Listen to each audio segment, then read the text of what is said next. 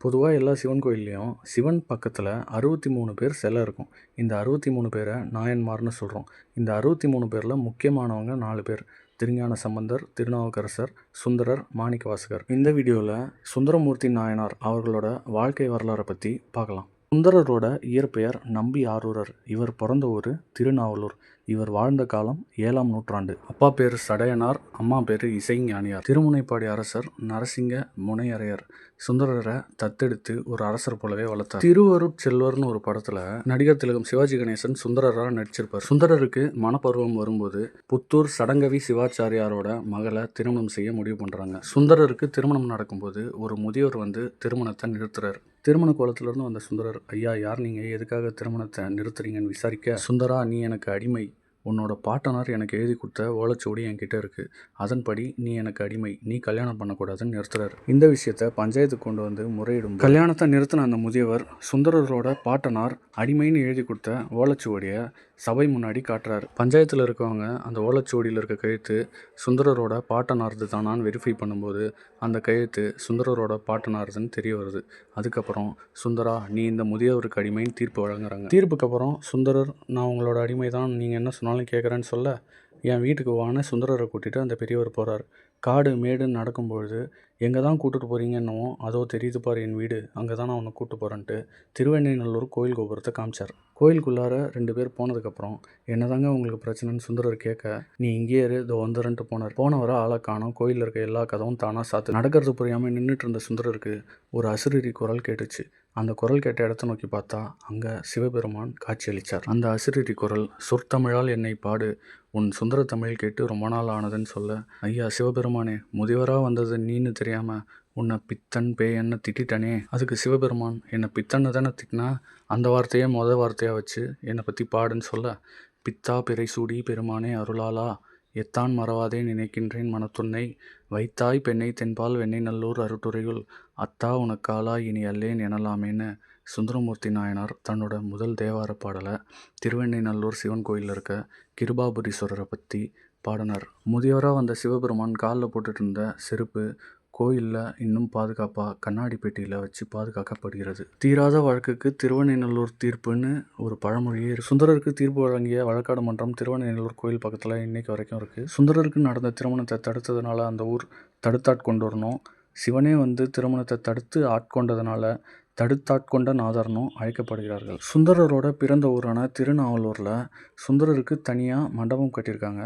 அந்த மண்டபத்தில் சுந்தரரோட வாழ்க்கையில் நடந்த வரலாற்று சிறப்பு மிக்க நிகழ்வுகளை கல்வெட்டாக பொறிச்சிருக்காங்க. திருக்கைலாயத்திலிருந்து திருநாவலூரில் சடையனாருக்கும் இசைஞானியாருக்கும் நம்பி ஆரூரராக அவதாரம் பண்ணுறாரு சுந்தரர். திருமுனைப்பாடி அரசர் நரசிங்க முனையரையருக்கு வளர்ப்பு மகனாக சுந்தரரை தத்து எடுத்துக்கிறார் அரசர். நம்ம ஏற்கனவே பார்த்த மாதிரி புத்தூரில் திருமணம் நடக்கும்போது கிழவர் வேடத்தில் வந்து சிவன் ஓலை காட்டி அடிமைன்னு வாதிடுறார். சுந்தரரும் முதியவரும் வழக்காடு மன்றத்தில் போய் முறையிட முதியவர் ஓலைச்சுவடி காட்டி வழக்கில் வெற்றி பெறார். வழக்கில் ஜெயித்த சுந்தரர் என்னோட வீட்டுக்கு வான்னு சுந்தரரை கூட்டிகிட்டு திருவெண்ணைநல்லூர் சிவன் கோயிலுக்கு போய் அங்கே மறைஞ்சிடுறார். கோயிலுக்குள்ளே போன முதியவர் சிவன் தான் தெரிஞ்சதுக்கப்புறம் சிவனே பித்தான்னு அடியெடுத்து கொடுக்க சுந்தரர் பித்தா பிறை சூடி பெருமானே அருளாலான் தன்னோட முதல் தேவாரத்தை பாடுறார். தொடர்ந்து சிவனை பற்றி தேவாரம் பாடிட்டு வந்த சுந்தரர் சித்தவடம்ன்ற ஊரில் இறைவன் தன்னோட திருவடியை சுந்தரருக்கு காமிக்கிறார். சித்தவடம்க்கு அப்புறம் தில்லையில் நடராஜரோட நடன காட்சியை சுந்தரருக்கு தந்து அருளினார். சுந்தரர் திருக்கையிலையில் பார்த்த 2 பெண்களில் ஒருவரான பறவை நாச்சியாரை எனக்கு திருமணம் பண்ணி வைன்னு சிவபெருமான்கிட்டே விண்ணப்பம் வைக்கிறார். சிவன் பறவை நாச்சியாரோட அப்பா கனவுல வந்து சுந்தரருக்கு உன்னோட பொண்ணை கொடுன்னு கேட்டுக்கிட்டார். அதன்படி சுந்தரருக்கும் பறவை நாச்சியாருக்கும் திருமணம் நடக்குது. திருவாரூரில் இருக்க சிவனுக்கு சுந்தரர் ஒரு பெஸ்ட் ஃப்ரெண்டாக மாறுறார்.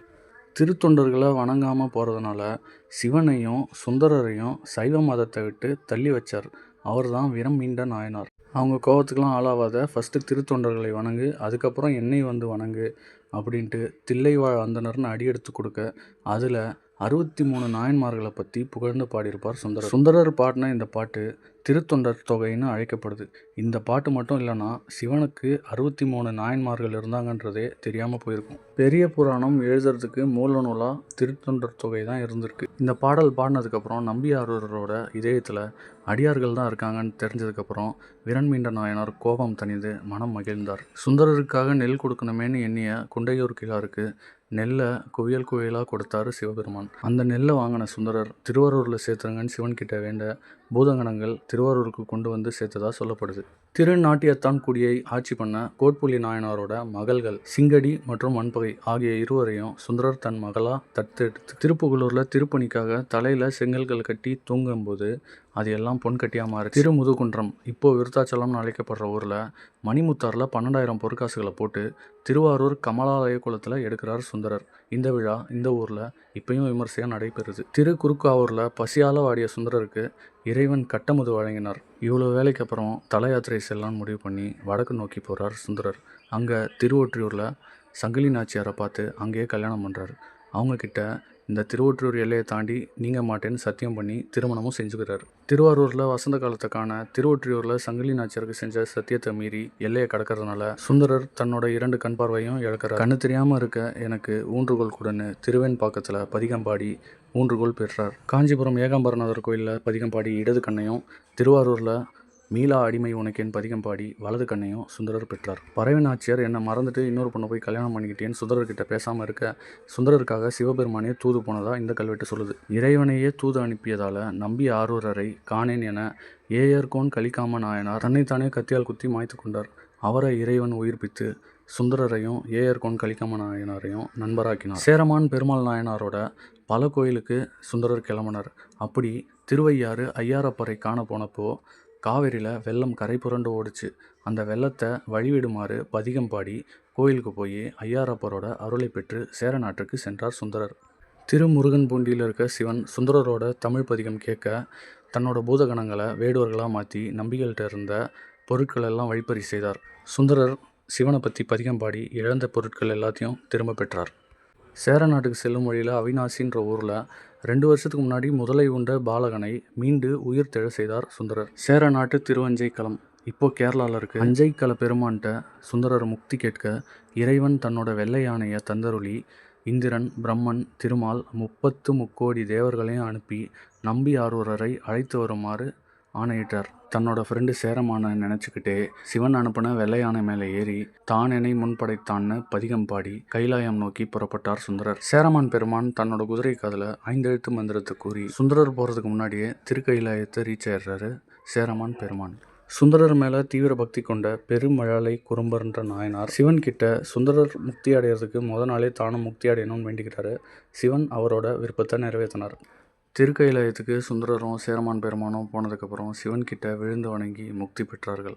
அந்த முக்தி பெற்ற நாள் ஆடி மாதம் சுவாதி நட்சத்திரம். இந்த சம்பவம் திருவஞ்சை களத்தில் நடந்ததுனால இவர் கடைசியாக பாடின பதிகம் தானென முன்படைத்தான்ல கடைசி வரி அஞ்சையப்பருக்கு அறிவிப்பதே அப்படின்னா நான் திருக்கைலாயத்துக்கு சேஃபாக வந்துட்டேன் அப்படின்ட்டு அஞ்சையப்பருக்கு சுந்தரர் அறிவித்தார். சுந்தரர் 63 அடியாருக்கும் அடியேன்னு பாடின திருத்தொண்டர் தொகை தில்லைவாழ் அந்தனர் தம் அடியார்க்கும் அடியன் அந்த நூலை அடிப்படையாக கொண்டு குன்றத்தூரை சேர்ந்த சேக்கிழார் எழுதியது தான் பெரிய புராணம் எனும் திருத்தொண்டர் புராணம்.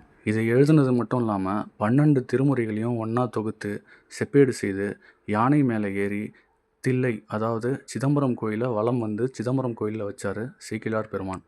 மொத்தம் இருக்க 12 திருமுறைகளில் சுந்தரரோடது 7ஆம் திருமுறை திருப்பாட்டுன்னு சொல்கிறாங்க.